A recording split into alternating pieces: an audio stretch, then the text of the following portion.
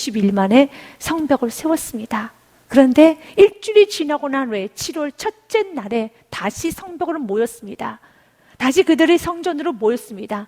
그 이유는 바로 7월 달에 절기가 있었어요. 7월 첫날은 새해를 시작하는 나팔절이 시작됩니다. 새해는 다 모이게 되어 있습니다. 또 7월 10일에는 대속제일이 있습니다.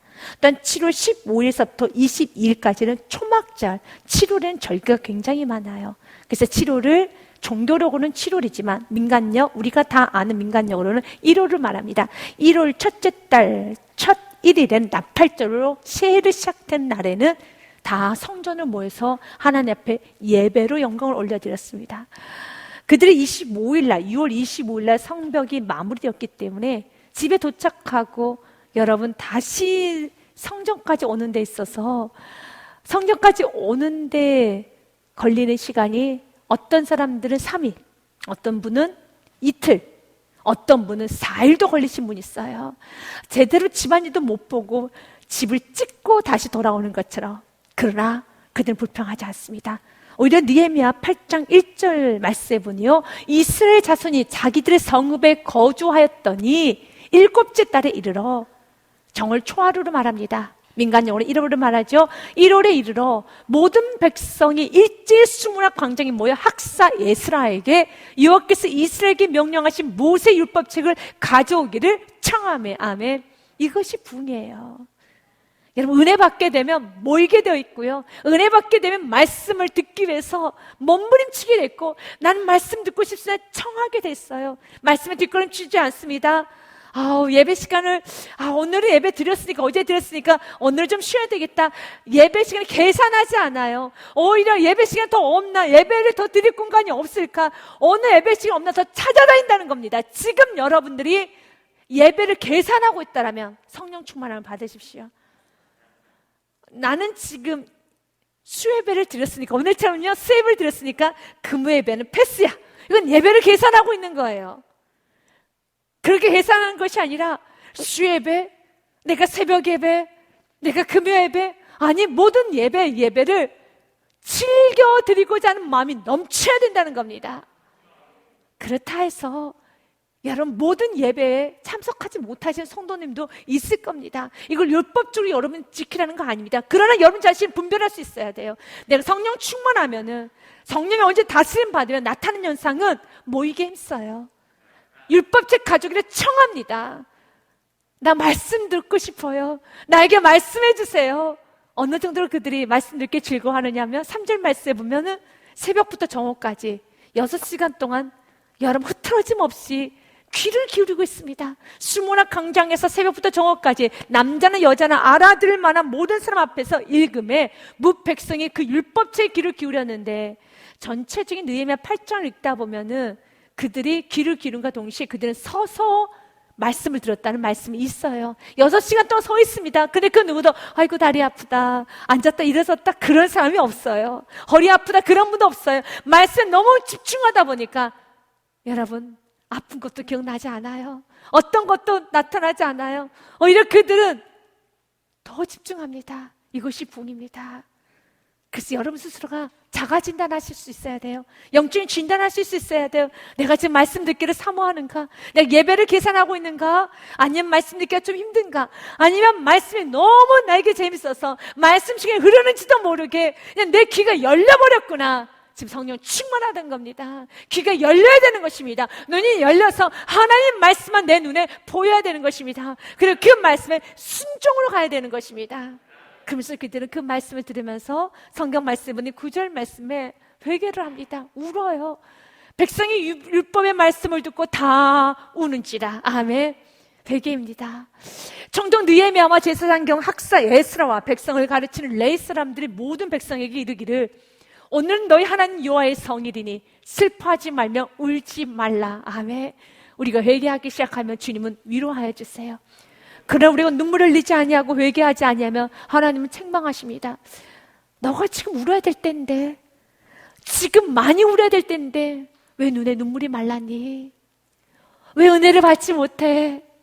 왜 십자가를 보면서 왜 눈물이 나오지 않아? 사랑하는 여러분, 우시기 바라겠습니다. 십자가를 바라보면서 울기 시작하면 사랑하는 여러분, 하나님의 위로가 임하게 됩니다. 하나님의 위로가 있습니다. 사도행전 2장 말씀에도 그들이 통해 자복할 때 어떤 귀한 은혜가 임하게 됩니까? 그런즉 이스라엘 온 집은 확실히 알지니 너희가 십자가에 못 박은 이 예수를 하나님의 주와 그리스도가 되게 하셨느니라 하니라. 너희가 확실히 알아야 될 게 있단다. 예수를 너희가 못 박았단다. 여러분, 이 말씀은 내가 들어야 되는 말씀이죠. 맞습니다. 우리는 예수님 십자가에 못 박았지요. 우리의 욕심이, 우리의 죄가, 우리 이기심이, 교만이, 거짓됨이, 불순종이, 불신앙이 하나님을, 예수 그리스도를 무참하게 못 박았습니다. 확실히 알아라. 그때 37절에 이 말을 듣고 마음에 찔려 베드로와 다른 사도들에게 물어 이르되 형제들아 우리가 어찌할꼬? 이거 어떡하냐? 어찌할꼬? 우리가 어찌할꼬 하기 시작하면 하나님 위로가 옵니다. 38절에서 같이 읽겠습니다. 베드로가 이르되 너희가 회개하여 각각 예수 그리스도의 이름으로 세례를 받고 죄 사함을 받으라. 그리하면 성령의 선물을 받으리니. 아멘.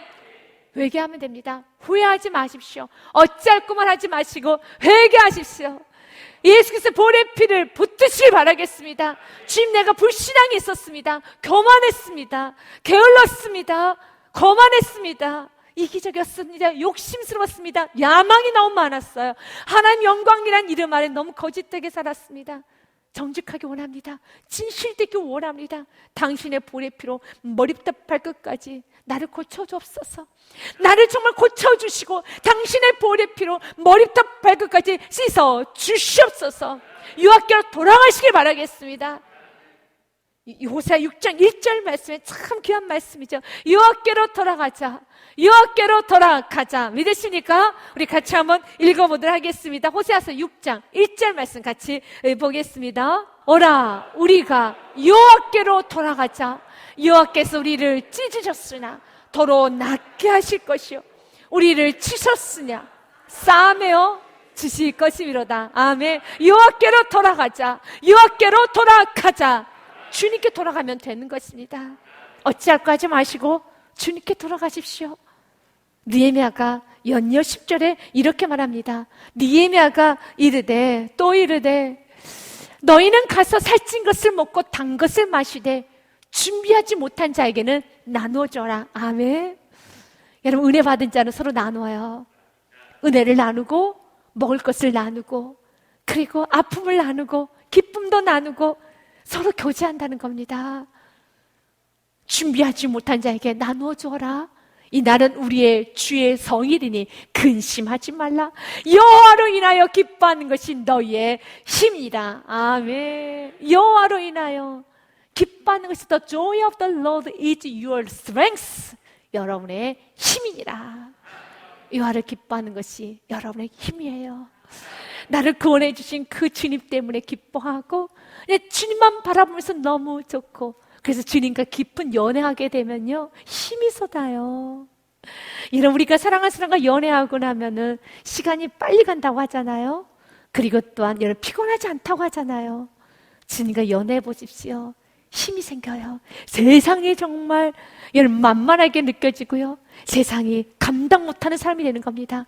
여러분이 지금 좀 세상이 어렵게 느껴지고 좀 무겁게 느껴지고 자녀도 무겁게 느껴지고 인생도 무겁게 느껴진다라면 주님과 연애해야 될 시간입니다. 주님으로 인하여 기뻐해야 될 시간입니다. 여호와로 인하여 기뻐하는 것이 너의 힘이라. 그리고 나서 느헤미야가 여러분 선포합니다. 울지 말아라. 그들 은혜를 많이 받았어요. 예배드리고 나면 은혜를 받게 돼요. 그럼 은혜 받으면 어디로 가야 되겠습니까? 각자 집으로 가야 돼요. 각자 설교 현장으로 가야 되는 겁니다. 예배 시간을 은혜 받고 나면은 섬김의 자리로 가셔야 되는 것입니다. 12절 말씀에 보면 모든 백성이 곧 가서 먹고 마시며 나누어 주고 크게 즐거워하니 이는 그들이 그 읽어 들려준 말을 밝게 함이라. 밝게 한다는 것은 이 말씀의 뜻을 이해했다는 겁니다. 은혜를 받았다는 겁니다. 은혜를 받게 되면은요 섬기는 삶을 살아요. 은혜를 받게 되면 순종으로 가게 되어 있습니다. 그래서 여러분들 은혜 받고, 주님, 이젠 내가 밝히 알았으니 이젠 가서 먹고 마시며 나눠주는 삶, 크게 즐거워하는 삶, 항상 기뻐하고 범사에 감사하고 쉬지 않고 기도하는 그 삶을 살아내겠습니다. 오늘 본 말씀 느헤미야 8장 13절 말씀부터는요, 이스라엘 백성들이 삶 속에서 실천하는 모습이 기록이 되어 있어요. 예배가 삶이 되셔야 됩니다. 삶이 예배가 되셔야 됩니다. 말씀이 삶이 되셔야 되고 삶이 말씀이 되셔야 되는 겁니다. 이 관점에서 13절에서부터 마지막 절 말씀까지 보기 원합니다. 13절에 레위인들과 제사장들이 조금 더 말씀을 정확하게 알고자 하는 겸손함이 있었어요. 그래서 학사 에스라를 찾아갑니다. 에스라시여, 조금 더 우리가 절기를 제대로 지키기 원합니다. 이것이 바로 부흥 여러분 한 자의 특징이에요. 은혜 받게 되면 불순종을 안 하는 거 당연할 뿐만 아니라 순종을 하되 제대로 순종하고 싶어서 몸부림을 친다는 거예요. 지금 여러분의 마음이 말씀을 더 깊고 넓게 알고자 하는 마음으로 충만하다면 여러분 충만한 상태예요. 오늘 13절 말씀해 보니 그 이튿날 뭇 백성의 족장들과 제사장들과 레위 사람들이 율법의 말씀을 밝히 알고자 하여 학사 에스라에게 모여서 아멘, 밝히 알고자, 불순종하고자 하는 것이 아니라 어떻게 하면은 좀 대충 넘어갈까가 아니라 계산하지도 않아요. 예배를 계산하지도 않고 하나님의 말씀을 적당히 눈 감고 들으려고 하지도 않고요. 지금 내가 더 정확히 알고 합니다. 더 말씀을 제대로 알고 합니다. 더 제대로 살고 합니다. 여러분 눈을 뜨시고 여러분 영의 귀를 여시고 마음을 활짝 여시고 진리 안에만 자유가 있어요. 진리 안에만 행복이 있습니다. 진리 안에만 형통이 있고 진리 안에만 축복이 있습니다. 그렇기 때문에 알려고 하십시오. 더 정확히 알려고 하십시오. 즐거이 알려고 하십시오. 여호수아 1장 7절과 8절 말씀 여러분 기억하십니까? 하나님께서는 여호수아에게 모세 다음으로 이스라엘 백성들을 이끌어가야 되는 영적 지도자가 된 여호수아에게 이렇게 말합니다. 여호수아야, 너의 삶이 형통하게 원하느냐? 성공하게 원하느냐? 승리하게 원하느냐? 어떤 것도 제한하지 말고 율법을 다 지켜 행하라. 아멘. 오직 강하고 극히 담대하며 나의 종 모세가 내게 명령한 그 율법을 다 지켜 행하고 의로나 자로나 치우치지 말라. 그리하면 어디로 갔는지 형통하리니. 아멘. 우리 안에 아니란 마음 버리셔야 돼요. 하나를 내주면 사단은 두 개를 빼앗아 가는 것이 아니라 기억하셔야 돼요.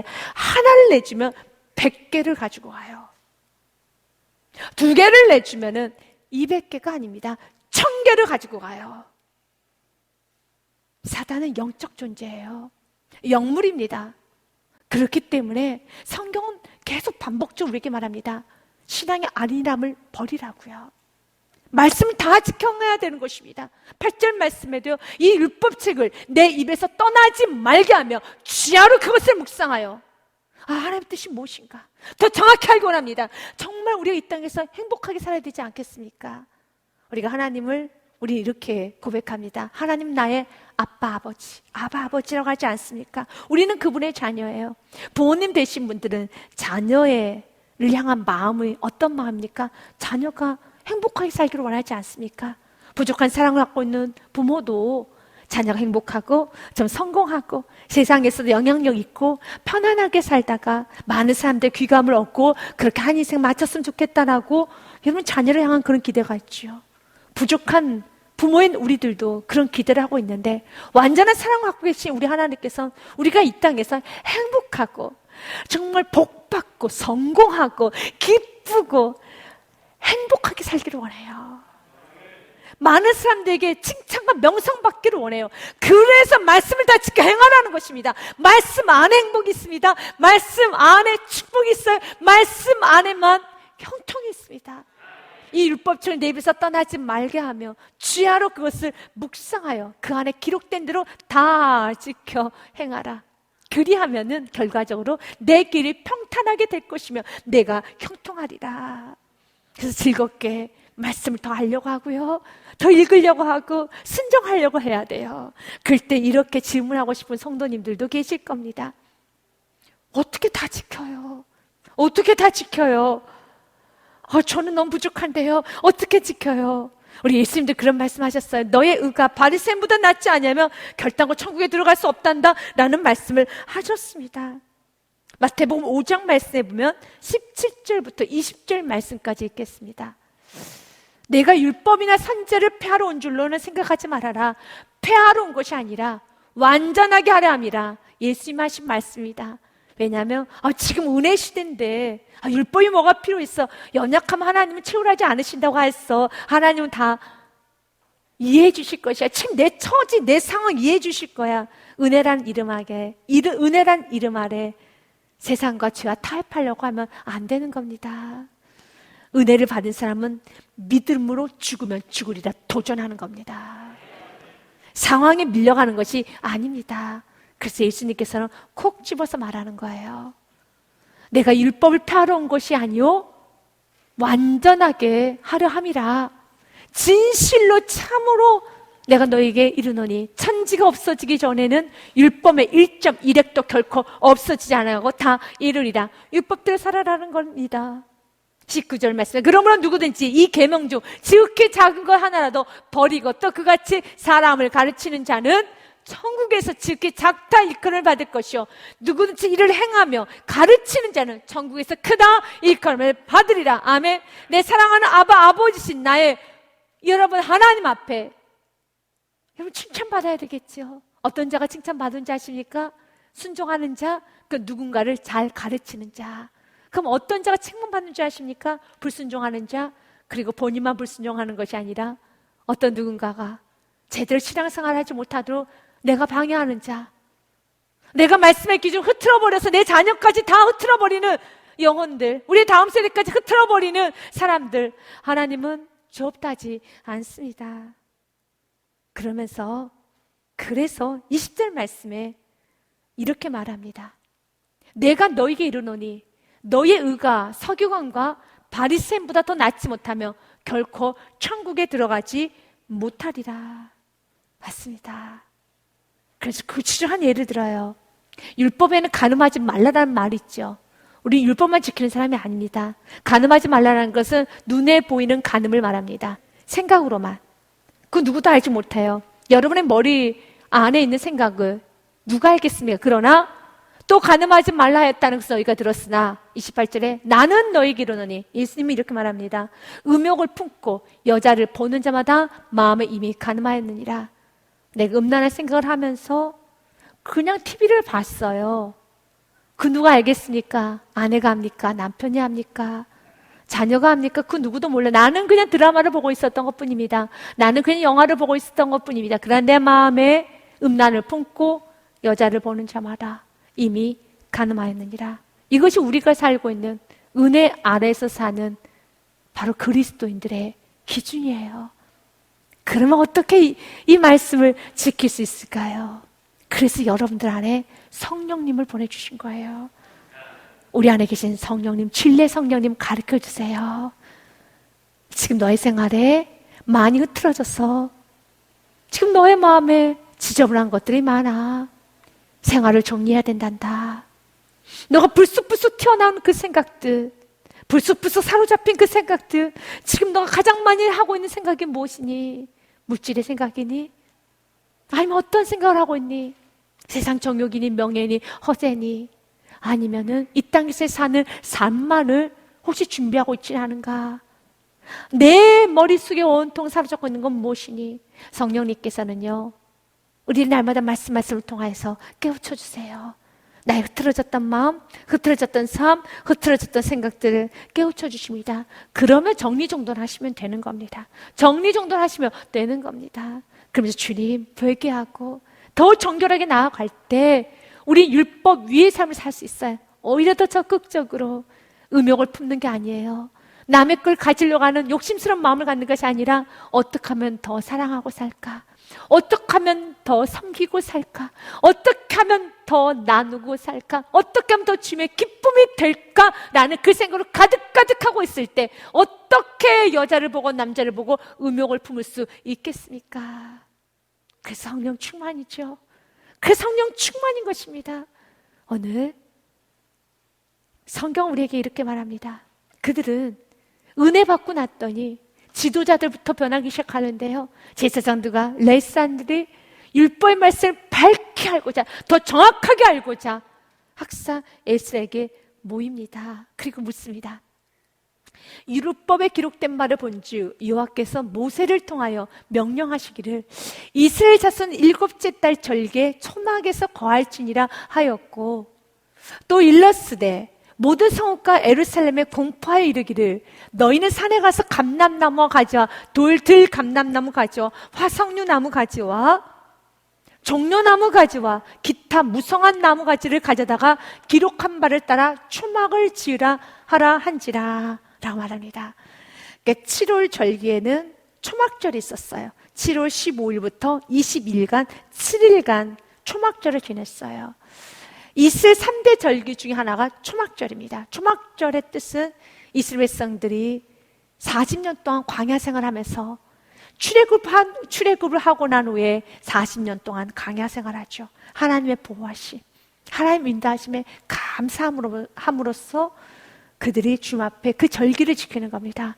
하나님께서 출애굽시켜주신 하나님께서 이 광야에서도 지켜주시고 나를 여기까지 인도하신 주님 너무 감사합니다. 그래서 그 초막절기를 지킬 땐 일주일간 광야에서 살았던 그런 불완전한 삶을 다시 한번 기억하는 마음으로 집에서 아니면 그 있는 곳에서 실제로 초막을 좀 짓는 거예요. 그래서 초막을 짓는 나무도 성경에 좀 기록이 되어 있죠. 14절 하반절에 보니 절기에 이스라엘 자손 7째 달 절기에 초막에 거할지니라 하였고 그 초막을 지으라는 거예요. 잠시 마치 지금으로 말하면 텐트를 이렇게 짓듯이 좀 지어서 일주일간 그곳에서 한번 생활해 봐라. 15절 말씀에 보면 감람나무와 가지와 들감람나무 가지, 화석류 나무 가지, 종려나무 가지, 기타 무성한 나무 가지를 가지고 와서 지으라는 겁니다. 그런데 이 가지 또한도 모든 나무의 가지도 레위기 23장 33절부터 43절에 있었던 가지나무를 그대로 여러분 동일하게 지금 바로 이스라엘 백성의 지금 현실에서 그대로 지어나는 겁니다. 더 뜻대로 살고자, 더 말씀을 지키고자, 그 의미만 파악하면 되지, 그 내용만 알면 되고 의미만 파악하면 되지라고 하면서 안일하게 타협하는 것이 아니라 지키십시오. 지키셔야 되는 겁니다. 자꾸 변경하려고 하지 마시고, 자꾸 하나씩 내주려고 하지 마시고, 이스라엘 백성들 이미 이것을 레위 시대 때 했던 말이에요. 레위 시대하고 지금 느헤미야 9장 느헤미야 시대 때는 이미 이제 수천 년이 지났어요. 굳이 그렇게 지키지 않았고, 그런 의미지 라고 하면서 예배 한 번으로 초막절을 대신할 수도 있어요. 그때 그 은혜를 기억하면서 우리 예배 한번 드리자라고 할 수도 있어요. 근데 그렇게 하지 아니하고 실제적으로 초막절을 지키라고 했던 그 레위기서 말씀 그대로 일주일간은 진짜로 초막을 지어서 그 초막을 지는데도 아니 지금 이런 나무 종류도 없어. 지금 현대야. 현대고 그건 과거지. 과거이기 때문에 현대에 맞게 재료도 써야지. 플라스틱으로 하자. 나 스티로폼으로 해, 스티로폼. 그렇다고 해서 여러분 우리가 레위기에 있는 많은 말씀들을 우리가 지금 다 지킬 수는 없는 부분도 있어요. 먹지 말라는 음식도 있고 여러 가지 것이 있습니다. 우리가 지금 먹는 것도 많이 있어요. 그럼 오늘 본문의 말씀을 통해서 우리가 주고자 하는 메시지는 명확합니다. 은혜 받게 되면 하나씩 타협하는 것이 아니라 타협했던 걸 하나씩 back to the Lord, 여호와께로 돌아와요. 하나씩 타협했던 걸 다시 여호와께로 돌아오는 겁니다. 과거에 하나씩 타협했던 것을 내가 어느 순간에 예배 시간에 자꾸 내가 조금 준비 찬양 시간에 좀 늦네. 은혜 받게 되면은요 준비 찬양 시간 더 일찍 와요. 이것이 율법이 아닙니다. 자연스러움이에요. 내가 하나씩 내줬던 것이 하나씩 내가 환경에 맞춰 살았던 것이 세상 사람들 보기에는 와, 너 참 신앙생활을 참 꼼꼼하게 한다, 참 정확하게 한다라고 느낄 정도로 정확하게 해요. 이스라엘 백성들은 워낙 안일했던 백성들이었어요. 이런 거 안 지켰어요, 이스라엘 백성들은요. 그런데 그들이 레위기서에 있는 말씀 그대로 지원합니다. 그러면서 오늘 성경 말씀에 보면요, 17절 말씀에 사로잡혔다가 돌아온 회중이 다 초막을 지었다고 그랬어요. 그 안에서가 아니, 불편하죠, 일주일간. 여러분 침대에서 자는 것하고 초막집에 자는 것하고 굉장히 불편해요. 아니, 한 번 예배드리고 우리가 이렇게 의미만 파악하면 되는 거 아니야? 신앙생활 자꾸 편리주의를 하면 안 됩니다. 예배 시간이 많죠? 또 이렇게 온라인 예배도 드리죠? 이 온라인 예배와 예배 시간이 많은 것은 우리의 편리를 봐주기 위한 거는 절대 아닙니다. 신앙생활은 나의 편리대로 하는 것이 아니라 그분께 예배하기 때문에 그분의 편리를 내가 봐드려야 되는 거예요. 나에게 자꾸 맞추다 보면은요, 어느 순간에 내가 예배를 드리는 것이 아니라 구경하는 사람이 되고요, 내가 정말 엎드려서 카바드 주님을 높이는 것이 아니라 내가 예배 드려줍니다 라는 사람이 되는 거예요. 여러분은 왜 예배를 편리주의로 드리면서 예배까지 드립니까? 그러면 이제 그 다음에 어디로 가게 되겠습니까? 기복주의로 가는 거예요. 내 마음껏 예배 드리고 내 편리대로 예배 드리는데, 그러면 이렇게 편리대로 예배 드리는데 왜 굳이 예배를 드립니까? 세상 사람이 묻는다라며 예배 안 드려도 되잖아요. 아니, 그렇게 예배 안 드리면 찜찜해. 그러다 혼날 수 있어. 벌 받을 수 있어. 그것은 기복주의로 넘어갈 수 있는 아주 dangerous, 위험합니다. 조심하셔야 돼요. 조심하셔야 됩니다. 영적 생활에서는 여러분 스스로가 말씀을 듣고 깨우침을 받고 각자 우리 모두가 예배자가 되어야 되는 겁니다. 하나님께서 찾으시는 분은 예배자입니다. 하나님께서 축복하는 사람은 예배자입니다. 그 예배자의 기준은 그 누구도 정죄할 수도 판단할 수도 없습니다. 정말로 예배 드리고 싶은 모든 환경이 차단이 돼서 예배를 못 드시는 분도 계셔요. 그런 분들을 위해서 또 온라인 전도가 얼마나 유용한 줄 아십니까? 여러분, 아직 교회에 대해서 조금 어색하신 분에게 온라인을 접촉해서 여러분 전도하는 거 정말 유용한 도구예요. 그리고 멀리 있으신 분들, 여러분 지금도 밤샘 근무하시는 분들, 지금도 여러분 현장에 계시는 분들, 못 드릴 때 이 온라인으로 예배 드릴 수 있다는 건 내가 숨 한 번 쉬는 겁니다. 이건 굉장히 귀한 거죠. 굉장히 귀한 겁니다. 바로 이 시간에 내가 지금 야간 근무를 하고 있고 내가 지금 출동을 해야 되는데 어떻게 옵니까? 그런데 잠시 차 안에서 겸손하게 무릎을 꿇어가면서 아멘 하면서 드리는 그 온라인 예배는 하나님께서 현장 예배 드리는 모든 사람들과 동일하고, 아니 너 참 예배자다 할 것입니다. 그럼 편리는 안 돼요. 왜냐하면 편리는 기복주의로 가게 됐어요. 왜냐하면 결국은 내 편리로, 또한 내가 예배 드리지 아니하면 무언가 삶이 엉킬 거라는 그런 불안감 때문에 내가 드리고 있다라면 안 되는 것입니다. 전에 이스라엘 백성들이 그렇게 기복주의 삶을 살았어요. 그러나 이제는 그렇게 하지 않아요. 그들은 사로잡혔다가 돌아온 회중이, 그래서 성경이 이렇게 기록한 겁니다. 고난은 유익이었습니다. 이제 사로잡혀서 돌아온 지가 이제 꽤 됐죠. 그런데도 여전히 콕 집어 말하네요. 사로잡혔다가 돌아온 회중이 고난 받고 나면 이렇게 바뀌는 것이란다. 고난을 제대로 받고 나면은요, 이렇게 말씀대로 살 수가 있어요. 그래서 고난은 유익입니다. 여러분이 많은 고난 가운데 말씀밖에 없다, 정말 말씀 안에서 살아야 됩니다 라는 고백이 절로나고 있더라면 여러분이 받은 모든 고난은 여러분에게 유익이 된 것이고, 그리고 여러분들에게 좋은 열매로, 향기로 나타나게 될 것입니다. 사로잡혔다가 돌아온 회중이 다 초막을 지어요. 그 안에 거합니다. 꽤나 불편합니다. 그 자녀들 이럴 겁니다. 엄마, 아빠, 여기 너무 불편해. 집에 내려가자. 왜냐면 그들이 여러분 지붕 위에다가도 초막을 지었거든요. 이스라엘 지붕은 좀 평평해서 지금은 말하면 옥상 같은 경우입니다. 뾰족한 지붕이 아니라 옥상처럼 되어 있어서 그 위에다가 초막도 짓고 그랬어요. 너무 추워. 엄마 나 집에 내려갈래. 1월이면 굉장히 추워요.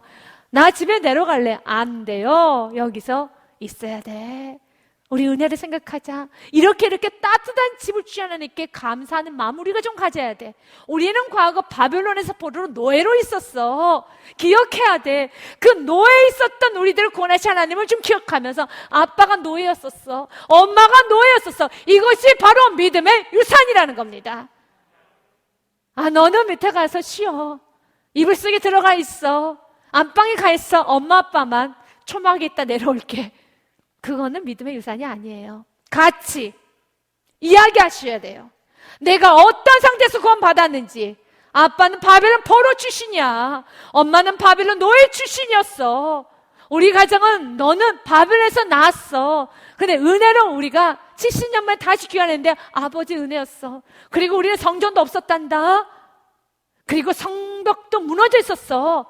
지금 봐, 성벽이 다 세워졌잖아. 성전이 재건되었잖아. 하나님이 하셨단다. 이렇게 하나님께서는 약속을 지키시는 분이셔. 하나님은 신실하신 분이셔. 하나님 능하지 못하실 일이 없으신 분이야. 하나님과 함께 한다면 너의 인생은 최고가 될 것이야. 절대로 하나님을 잊어서는 안 된단다.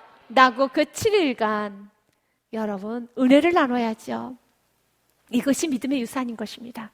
그래서 7일 동안에 오늘 에스라가 여러분 율법 낭독하기 시작합니다. 사로잡혔다가 돌아온 회중이 다 초막을 짓고 그 안에서 거하니 눈의 아들 여호사 때로부터 그날까지 이스라엘 자손이 이같이 행한 일이 없었으므로 단 한 번도.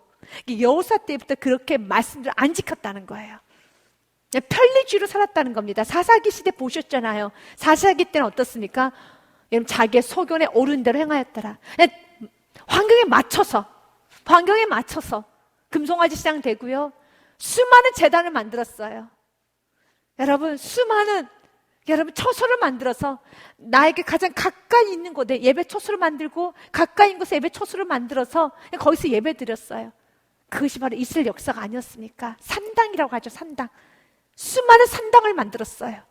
나의 가장 가까운 데로. 그럼 하나님께서 그렇게 말씀하지 않았어요. 예루살렘에 가서 예배하여라. 그러나 산당을 만들었죠. 그 산당의 결과가 무엇이었습니까? 북이스라엘은 아수르에 끌려갔고 바벨론에, 남유다는 바벨론에 끌려갔죠. 그것이 산당의 결과예요. 그것이 편리주의의 결과입니다. 그래서 성경은 말하는 거예요. 여호사 때로부터 그날까지 이스라엘 자손 이같이 행한 일이 없었으면, 이렇게 정확하게 지켰던 일이 없었는데 이제야 바로 지금 이 순간에 이렇게 말씀대로 다 지켜가는 모습을 보면서 크게 기뻐하며. 하나님 기쁨 되기 원합니까? 말씀대로 사십시오. 한번 철저히 살아보십시오.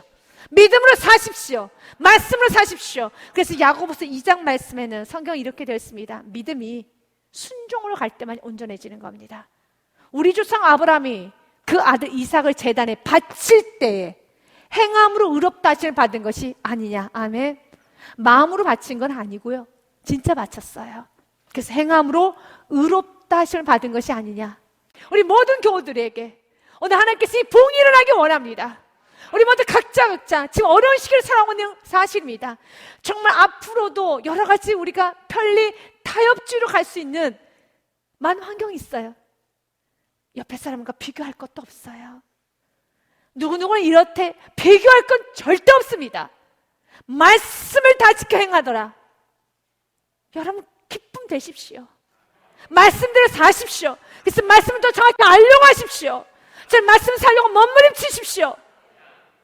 성경의 말씀 여러분 디모데 전서 4장 7절과 8절 말씀에 보니요, 망령되고 탄한 신화를 버리고 경건에 이르도록 내 자신을 연단해 보아라. 연단하세요. 그러면 유익이 옵니다. 8절 말씀에요, 같이 읽습니다. 육체 연단은 약간의 유익이 있으나 경건은 범사에 유익하니 금생과 내생에 약속이 있느니라. 아멘. 요즘 좀 건강에 대해서 염려하시는 여러분 좀 분위기지 않습니까? 건강해야 돼. 맞아요. 코로나로 인해서 건강이 굉장히 많이 우선시가 되죠.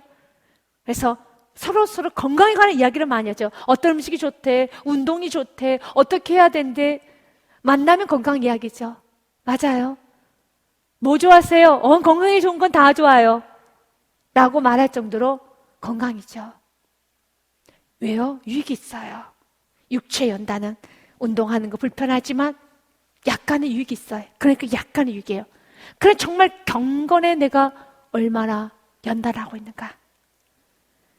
내가 운동을 하는 데 있어서는 하루도 빠지지 않고 꼬박꼬박 그걸 지켜가면서 내가 열심을 다해서 정말 건강하기 위해서, 그 건강도 꼭 나 자신만 위해서 하는 건 아니죠.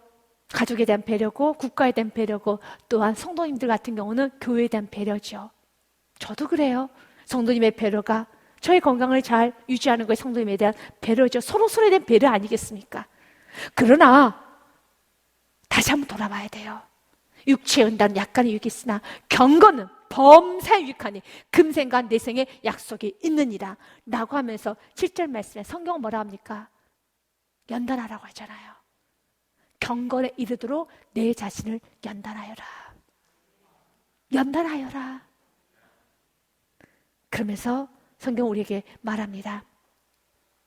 이와 같은 일이 없었기 때문에 하나님께서 너무 기뻐하며 18절 말씀, 에스라는 첫날부터 끝날까지 날마다 하나님의 율법책을 낭독하고 무리가 이레 동안 절기를 지키고 8째 날에는 규례를 따라 정회를 열었느니라. 아멘.